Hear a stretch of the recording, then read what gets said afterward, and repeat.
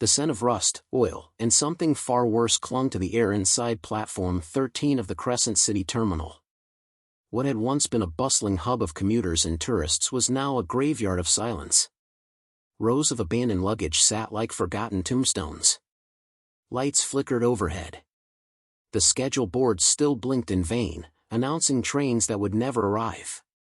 A distant scream echoed down the tracks, then faded, swallowed by the endless darkness of the underground tunnels. Jackson Cole adjusted his backpack and glanced over his shoulder. He was alone, at least for now. Once a train conductor with dreams of retiring by the sea, Jackson had become something else entirely in the past 2 weeks, a survivor. His uniform was torn, stained with sweat and memories.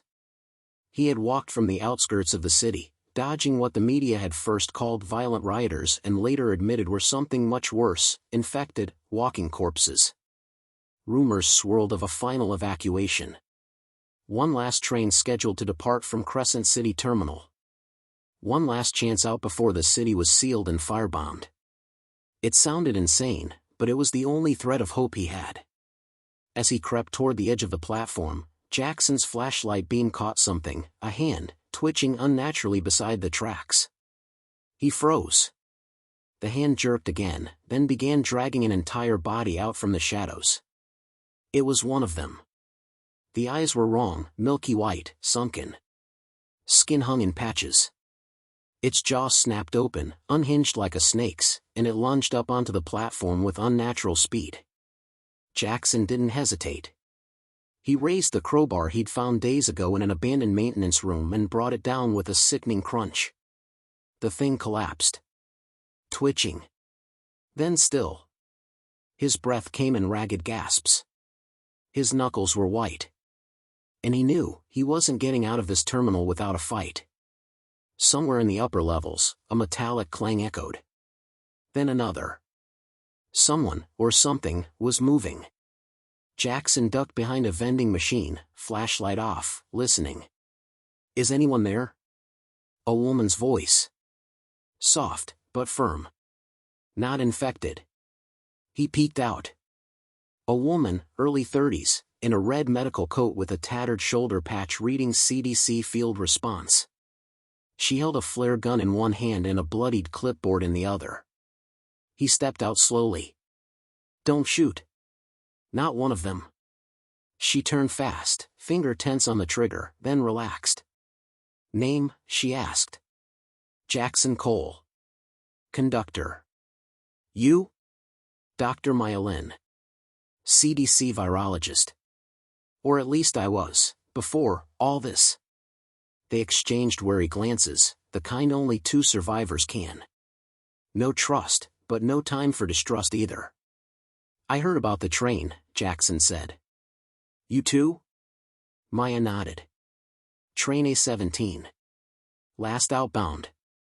Scheduled to depart from Terminal Track 9 tonight. But I've been stuck here for 12 hours. Haven't seen a soul. Only them." She gestured toward the distant sound of dragging feet. "They're in the tunnels now," Jackson muttered. "We don't have long." The two began to move, slipping past shattered ticket booths and overturned benches. Every step felt like it echoed a little too loud. Every shadow stretched a little too long. When they reached Track 9, what they found was both hope and horror. There it was, the train. Sleek, powerful, humming softly like a slumbering beast. But the station was not empty. 5 figures stood in the distance near the engine car. Not moving like the infected. Armed. Jackson's stomach sank. "Looters?" Maya whispered, "or worse." They ducked behind a column, watching. One of the armed figures barked orders to the others and began inspecting the train doors. They weren't leaving. They were securing the train. Claiming it. Jackson clenched his jaw. "That's our way out." Maya nodded slowly.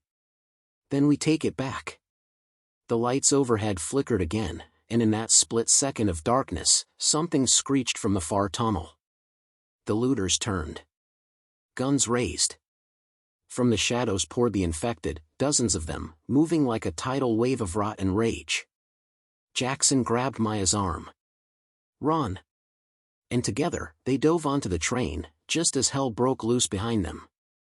To be continued in Part 2, The Train of the Damned. The automatic doors slammed shut behind them just as the infected flooded onto the platform. Jackson and Maya collapsed inside the train's entrance compartment, gasping for breath, backs pressed against cold steel. The muffled screams from outside were quickly drowned beneath the rising growls and snarls of the horde. The train's lights flickered to life with a faint hum, casting a sterile glow down the narrow corridor. Jackson scrambled to his feet and slammed the manual override lock on the doors. "That won't hold forever," he muttered. Maya nodded. "We need to get to the engine room. If we can power this thing and get it moving, we have a chance." They moved deeper into the train. It was quiet, eerily so. No other survivors in sight, no sign of who had been on board. Just empty rows of seats, some still holding half-eaten meals and forgotten bags. The silence was thicker than the dust. "This place feels wrong," Maya said, voice low. Jackson didn't reply. He could feel it too. Something about the train wasn't right. Not just the emptiness, but the presence of something unseen, lingering like a cold breath on the back of his neck. They reached the conductor's cabin, and Jackson exhaled in relief. The controls, though old, were familiar. He quickly set to work, flipping switches, checking fuel levels. "Can you drive it?" Maya asked. "I can get us moving. But I can't promise we'll make it far. No idea if the tracks ahead are clear, or even still exist." As the engine roared to life, a sudden, sharp thud echoed through the train car behind them. Jackson and Maya froze. Then came another thud. Louder. Closer. They moved back toward the main cabin. Shadows shifted at the far end of the corridor. Something, or someone, was already inside the train. Jackson raised his crowbar. Maya pulled out the flare gun. Out of the shadows stepped a boy, maybe 15. Pale, dirty, holding a kitchen knife like a soldier would grip a sword. "Don't come any closer," he shouted, voice cracking. "Hey! We're not here to hurt you," Maya called out, lowering her weapon. "We're survivors, like you." The boy hesitated, eyes darting between them. "You were with the looters?" Jackson asked. The boy shook his head. "No. They found me trying to hide in the luggage car. Said I'd slow them down." "Where are they now?" Maya asked. The boy pointed behind him, hand trembling. "Dead. All of them. One of those things got on board before you did." Jackson and Maya exchanged a grim look. "How long ago?" 5 minutes. Maybe less." "Then we're not alone," Jackson said. A loud bang cut through the air, followed by a metallic screech from further down the train. Jackson, Maya, and the boy, whose name, they now learned, was Eli, rushed toward the sound. Blood smeared the floor like red lightning bolts, leading to one of the sleeper cars. A figure stumbled out of the shadows. It was one of the looters, face torn open, arms twitching. His body convulsed, and with a guttural growl, he lunged. Eli screamed. Maya fired the flare gun. A burst of brilliant orange light exploded in the narrow hallway, blinding and burning. The infected man crumpled into a heap, flames licking at his clothes.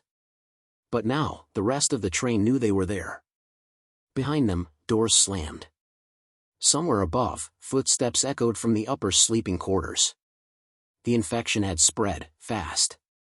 Silent. And it was already too late to backtrack. "We need to uncouple the rear cars," Jackson said, thinking fast. "We seal them off and move forward, toward the control cabin and the freight cars. If we're lucky, we'll be rid of whatever else made it on board." They raced toward the manual coupling station between car sections. Jackson pulled the release lever with a grunt of effort. Metal groaned, screeched, then snapped. The rear cars, now overrun, began to fall behind. Maya watched them vanish into the tunnel's shadows, eyes narrowed. "How many more infected do you think are on board?" "Too many," Jackson replied. But not all of them may be strangers. Maya turned slowly. What do you mean? He met her eyes. If the infection spread during boarding, there could be more survivors. People trying to hide. People who think they're not infected. A cold silence fell between them. Eli clutched the wall beside them. Then we better move fast. Before we find out the hard way who's already turned. The train rumbled forward into the unknown, its tracks groaning beneath the weight of its haunted cargo. To be continued in Part 3, Signals from the Dead. Let me know when you're ready for Part 3.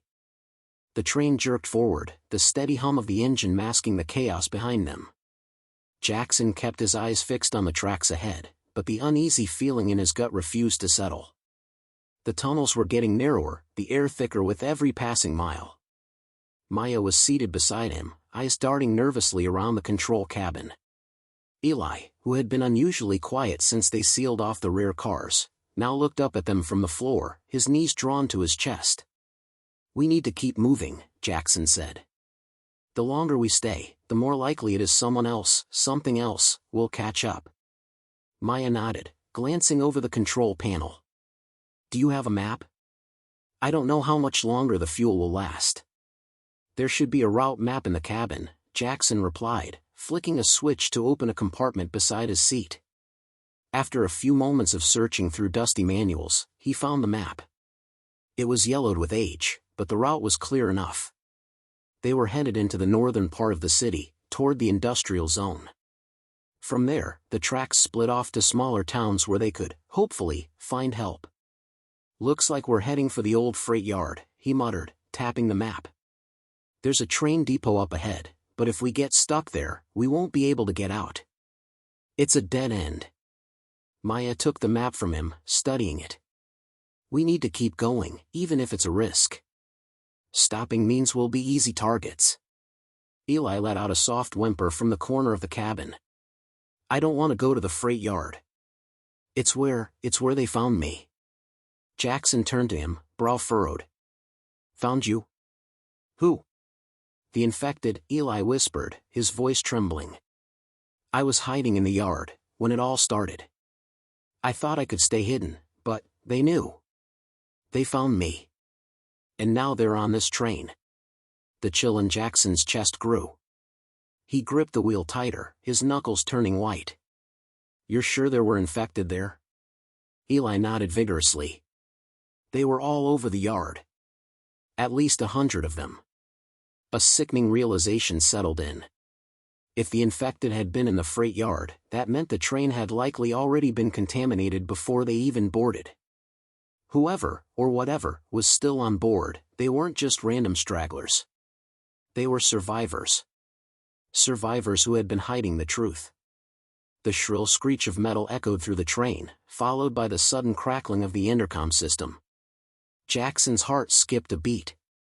Was it just the storming air vents, or was something, tampering with the system?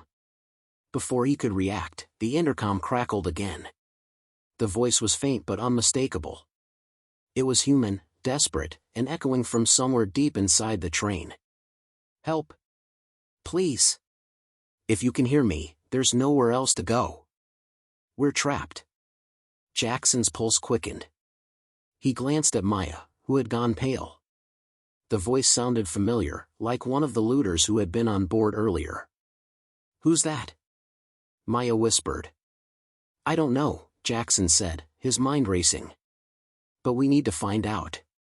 With the map still in hand, they quickly moved back into the train's central compartment, where the intercom signal seemed to be the loudest. They passed empty passenger cars, their windows cracked, some of the seats overturned.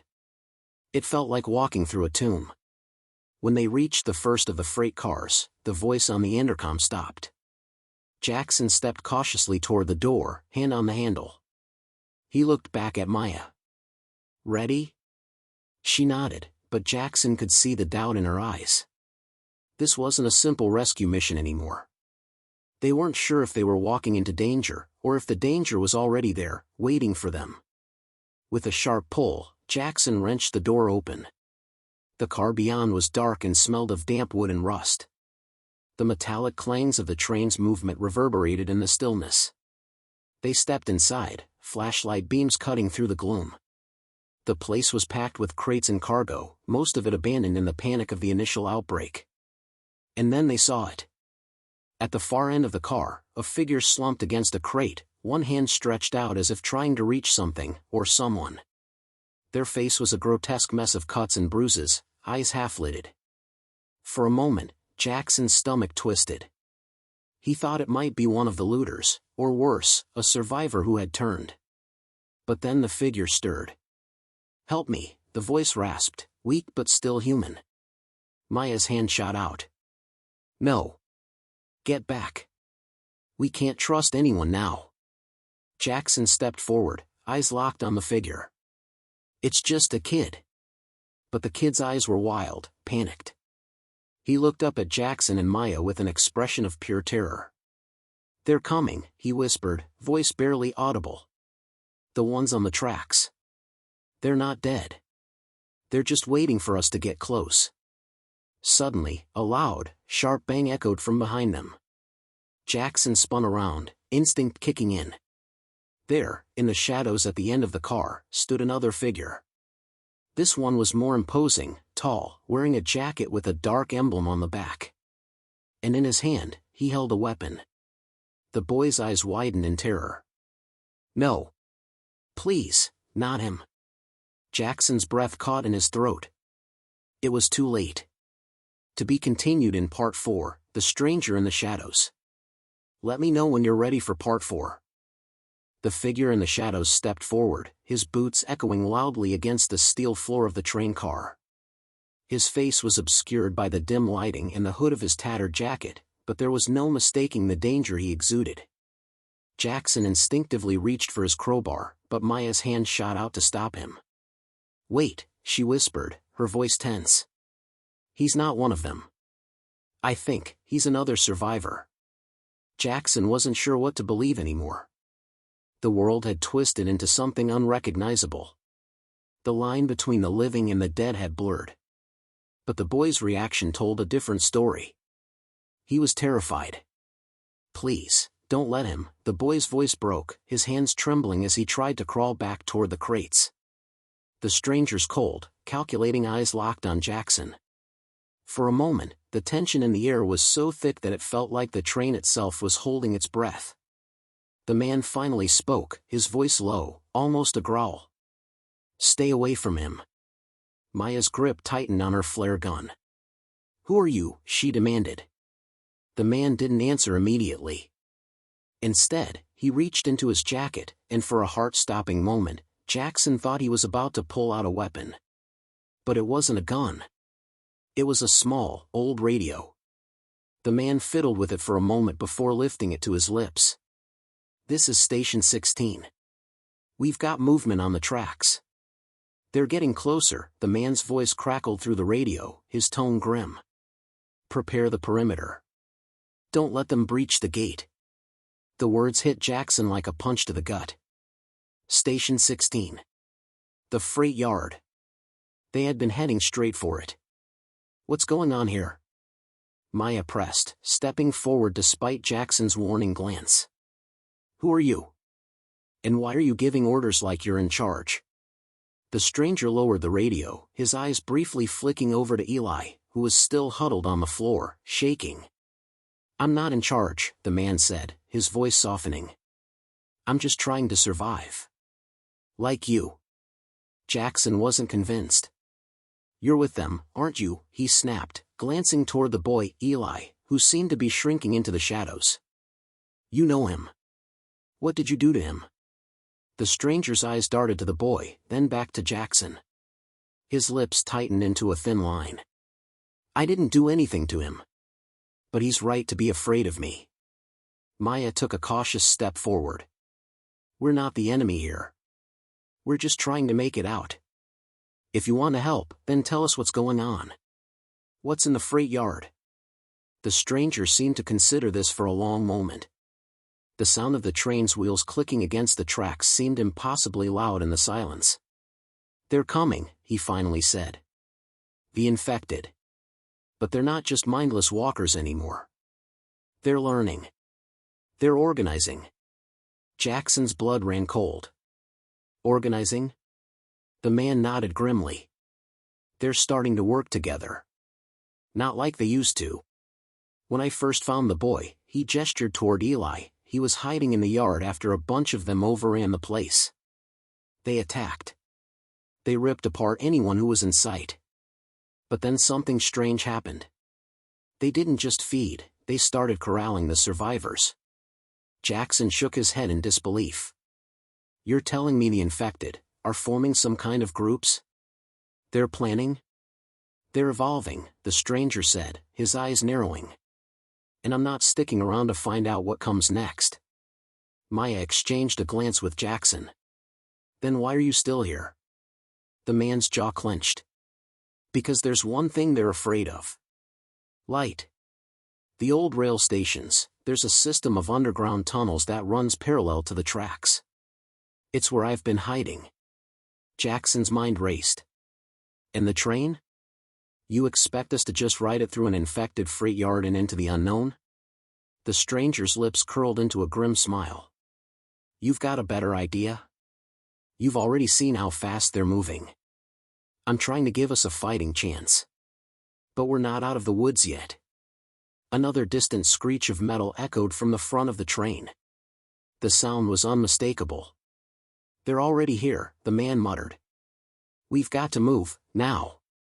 Suddenly, the overhead lights flickered and died. The entire train plunged into darkness. The quiet thudding of distant footsteps began to grow louder, accompanied by low, guttural growls. Jackson's breath caught in his throat. The infected were here. Up ahead, the stranger said urgently, motioning to the front of the train. We need to lock this car down.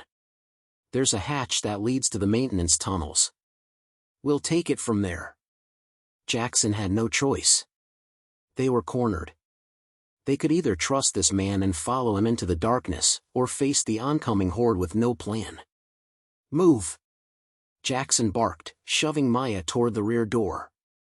They rushed down the narrow, dimly lit hallway of the freight car, their footsteps drowned by the increasing growls and the rhythmic rumble of the train.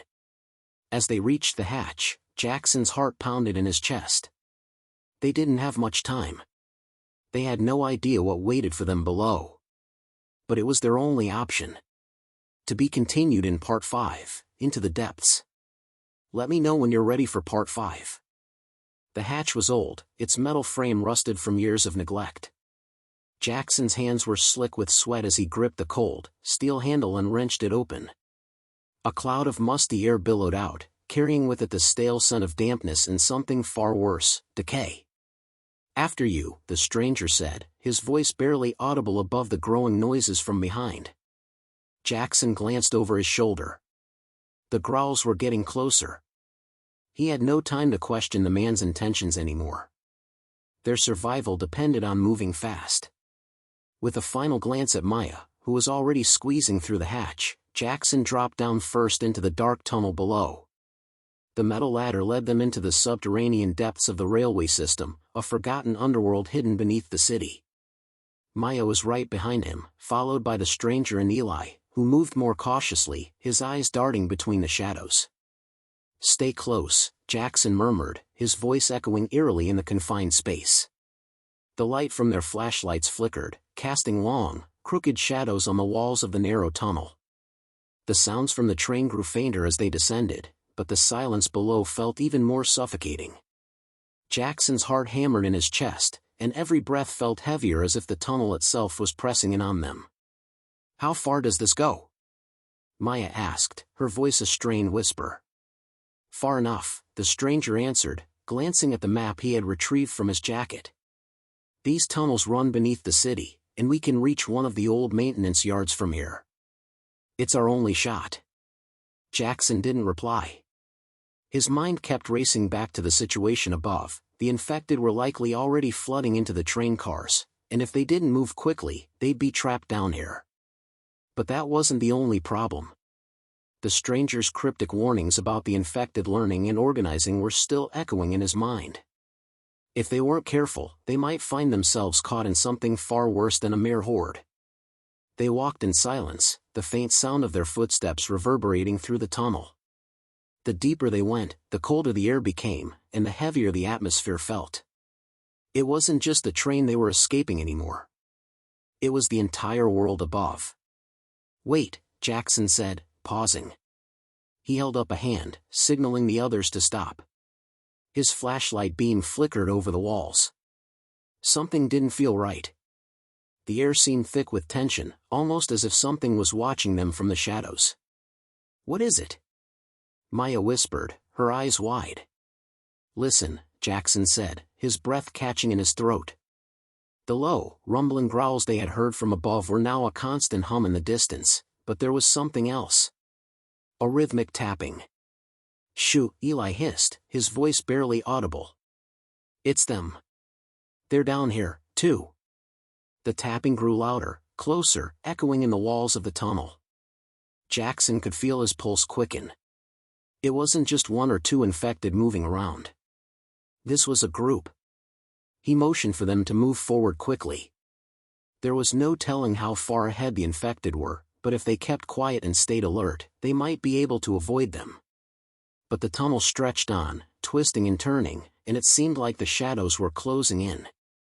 The temperature dropped further, and the sound of dripping water echoed ominously from unseen pipes. "Are we sure this is the right way?" Maya asked, her voice tight with anxiety. "There's only one way to find out," the stranger replied, his voice steely and unwavering. As they pressed on, the path ahead began to split.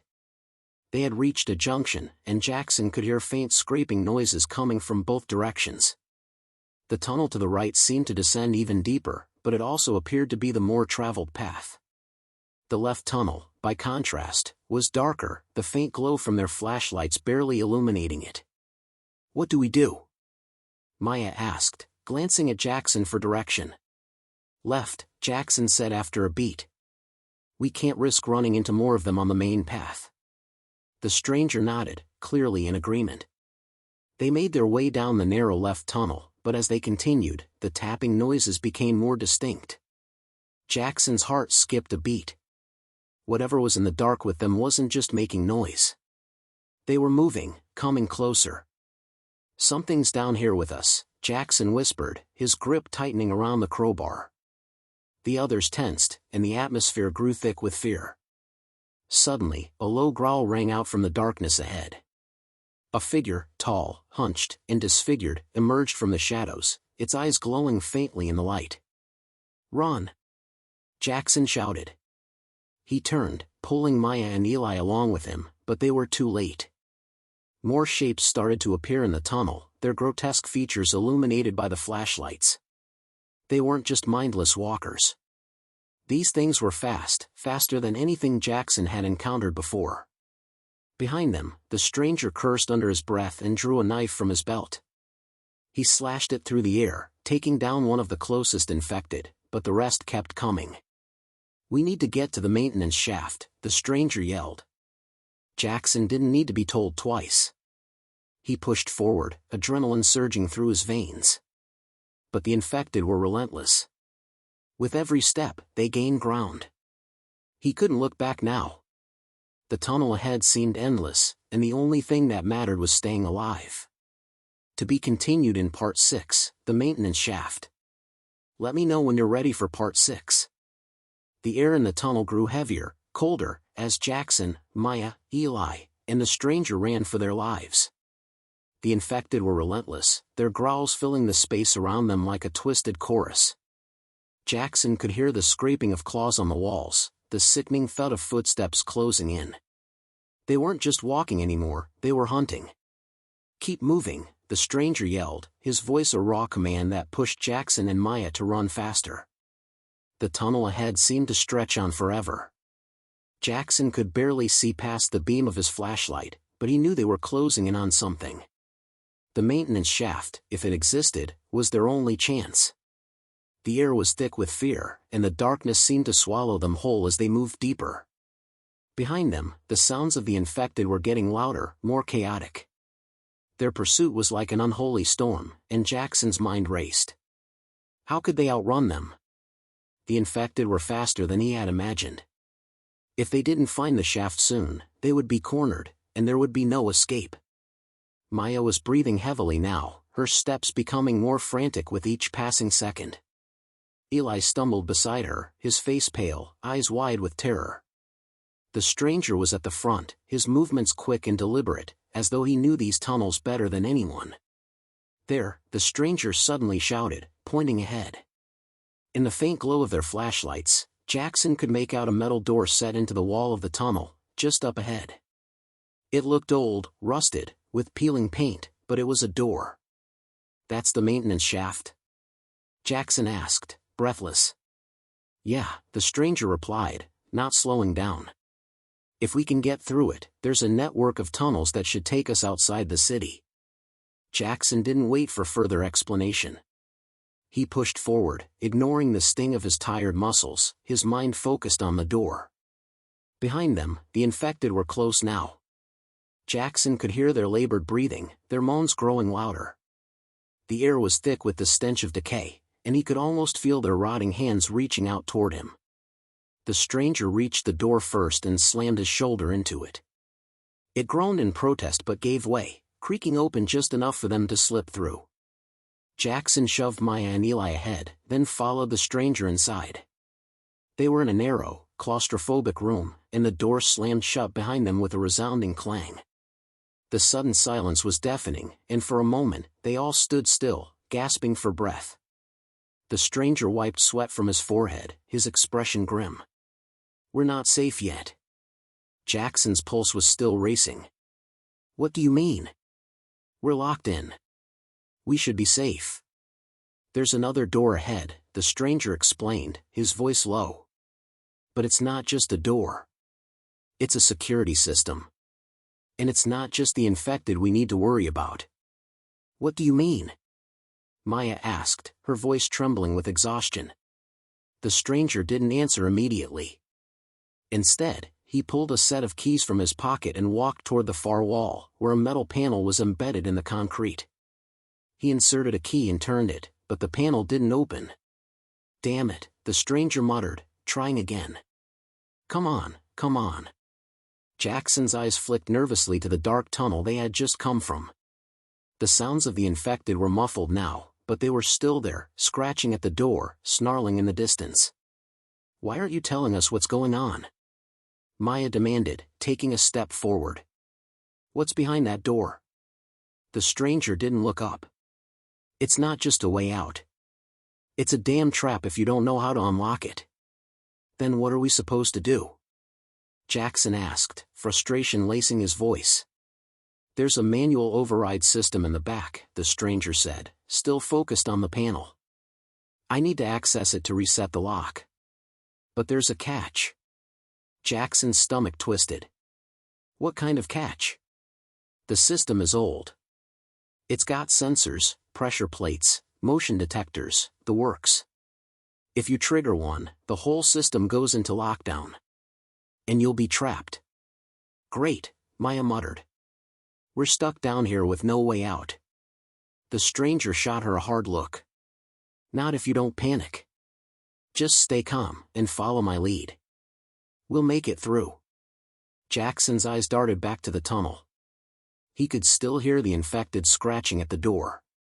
But the stranger was right. They had no choice but to trust him. The stranger motioned for them to stay back and stepped closer to the panel. He started to fiddle with a series of levers and buttons, his hands moving with practiced precision. Every sound, every click and whir made Jackson's skin crawl. But the stranger was right, this was their only way out. After a tense moment, the panel finally gave a soft beep, and a low hum resonated through the room. The stranger stepped back, wiping his brow. "That's it. We can go now." Jackson didn't wait. He grabbed Maya's arm and pulled her forward, past the stranger and toward the now open door. The air was thick with the stench of rust and mold as they stepped into another long, narrow hallway. This one seemed to stretch endlessly, the walls closing in around them. "There's a hatch at the end of this hall," the stranger said, his voice low. "It leads to a better part of the tunnels." Jackson nodded, keeping his eyes on the path ahead. But as they moved forward, he couldn't shake the feeling that something was off. The darkness around them seemed to close in tighter with every step. And then, from behind, a noise, the unmistakable sound of something breaking through the door. The infected were getting closer. To be continued in Part 7, The Tunnel of Horrors.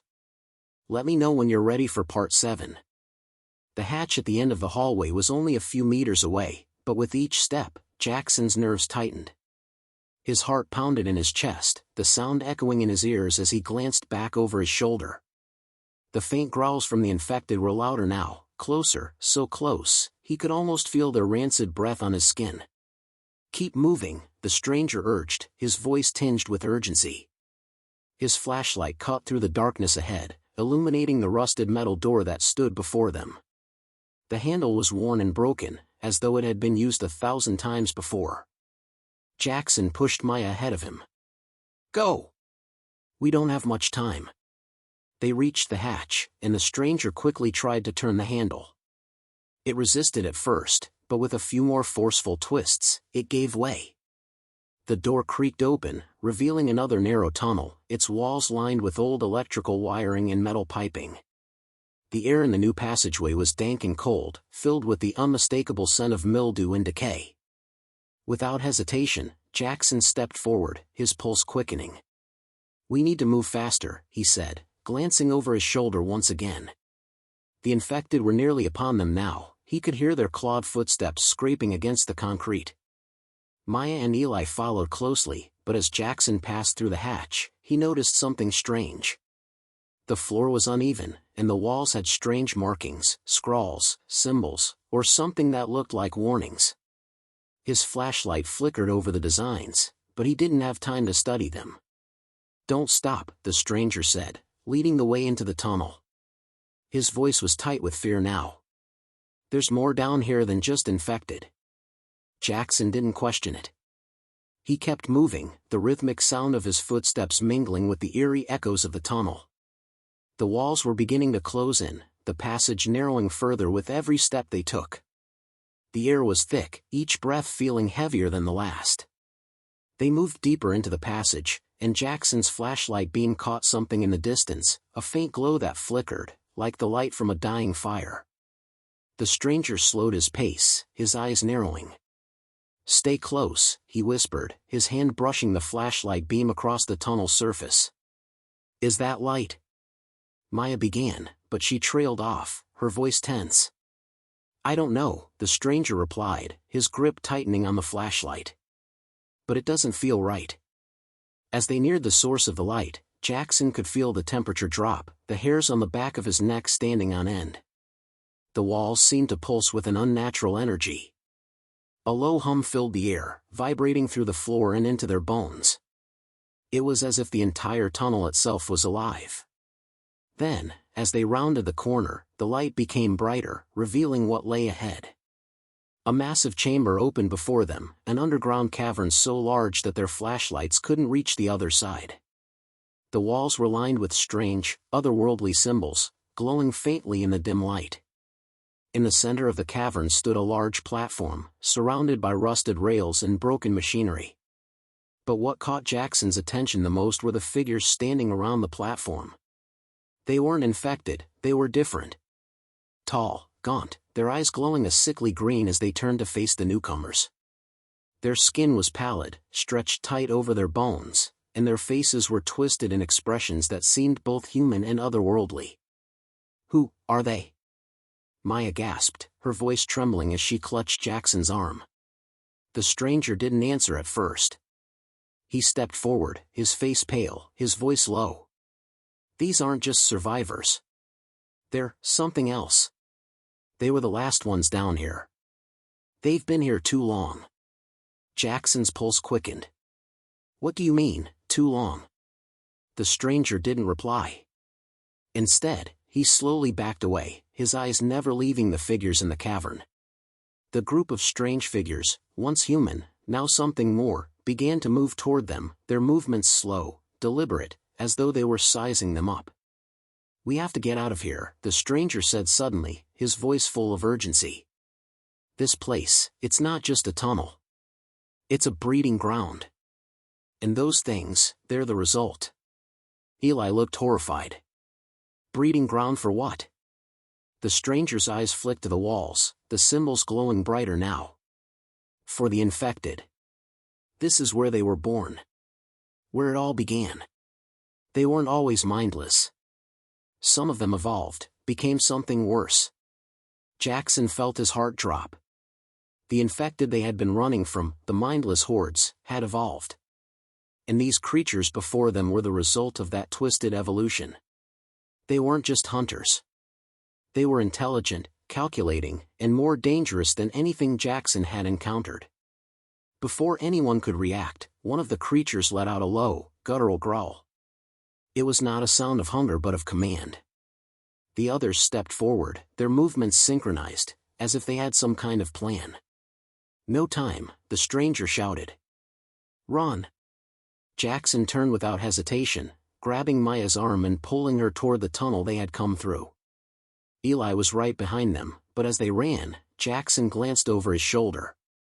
The strange figures were following them, slowly, relentlessly, but their eyes were locked on their every move. The tunnel was too narrow to escape, and the air felt thick with the weight of their pursuit. Every step felt heavier as they ran for their lives, but ahead, the tunnel began to widen again. Jackson's only thought was to reach the surface, to escape whatever dark force had risen from the depths of the earth. And as they sprinted, Jackson realized one terrifying truth. They were not alone down here anymore. The infected had evolved. And worse, some of them were learning. To be continued in Part 8, The Final Escape. Let me know when you're ready for Part 8. The tunnel seemed to stretch forever. Jackson's legs burned, his lungs screamed for air, but he couldn't stop. The creatures were still behind them, those twisted, unnatural beings, and their slow, methodical pursuit was far more terrifying than the mindless infected they had outrun earlier. Their glowing eyes never left them, their every movement filled with purpose. This way, the stranger shouted, veering sharply to the left as he pushed through a narrow opening in the tunnel. Jackson, Maya, and Eli followed blindly, desperate to escape. The air in the tunnel had grown even colder, and the stench of rot was overpowering. But Jackson didn't care. He couldn't. All that mattered was getting out.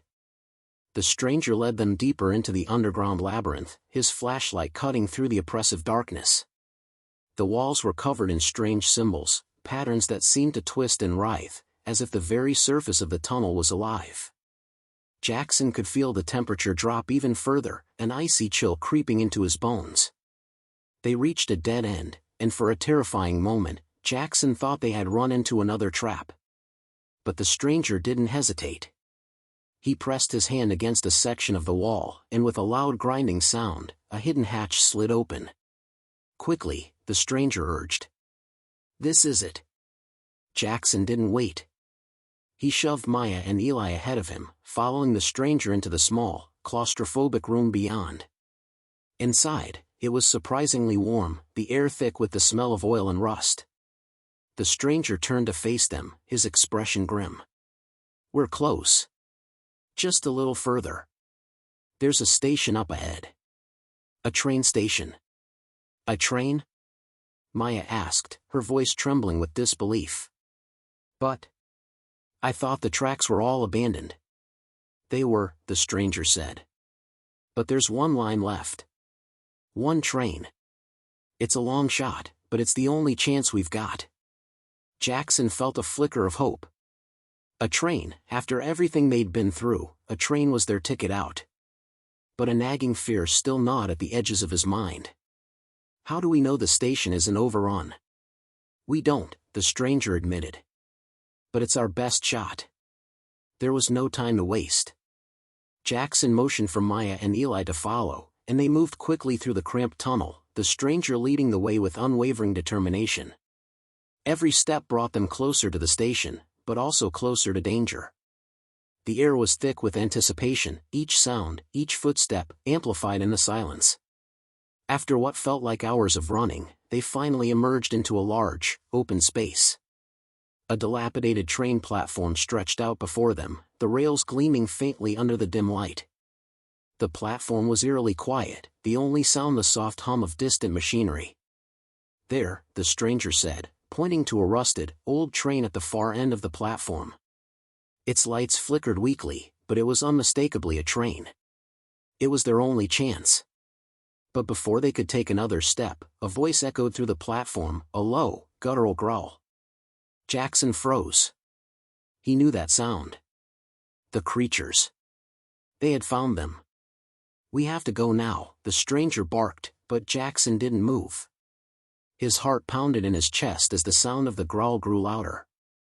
He turned and saw them, those same twisted figures from the underground cavern, now emerging from the shadows of the platform. Their eyes glowed with that sickly green light, their movements slow and deliberate. "We can't outrun them," Maya gasped, her voice trembling. "We don't have to," the stranger said, his voice suddenly calm. He reached into his pocket and pulled out a small device, something that looked like a detonator. Jackson's eyes widened. "What is that?" "A diversion," the stranger replied, a grim smile tugging at his lips. "It'll buy us enough time to get on the train." Before anyone could protest, the stranger pressed a button. The sound of a distant explosion rumbled through the platform, and the ground shook beneath their feet. The train jolted slightly, and then, in the distance, a large section of the station erupted in flames. The creatures shrieked in unison, their attention turning toward the explosion. It was just the distraction they needed. "Go!" the stranger shouted, his voice commanding. Jackson didn't hesitate. He grabbed Maya's arm and pulled her toward the train, with Eli right behind them. The stranger followed, but as they reached the train's doors, Jackson glanced back one last time. The creatures were scattering, disoriented by the explosion, but they weren't far behind. Jackson could see the leader, the tall, gaunt figure with the glowing eyes, emerging from the smoke, its movements faster than before. "Go! Go!" the stranger yelled again, urging them inside. With one final push, they climbed aboard the train, just as the doors slammed shut behind them. The train lurched forward, slowly at first, but then picking up speed as it pulled away from the platform. Jackson leaned against the door, breathing heavily, his heart still racing. He glanced around at the others, Maya, Eli, and the stranger, and for the first time in what felt like forever, he allowed himself to breathe. They had escaped. The train continued to rumble through the dark tunnels, the faint glow of its lights casting long shadows on the walls. Jackson didn't know where the train was headed, but for the first time in days, he felt a sliver of hope. "We made it," he whispered to himself. But even as the train sped into the unknown, Jackson couldn't shake the feeling that their journey wasn't over. The world outside had changed, and the creatures, those evolved horrors, were out there, waiting. The train might have been their last escape, but it was also their first step into a new, terrifying world. The end. Let me know if you'd like any adjustments or if you'd like help with anything else.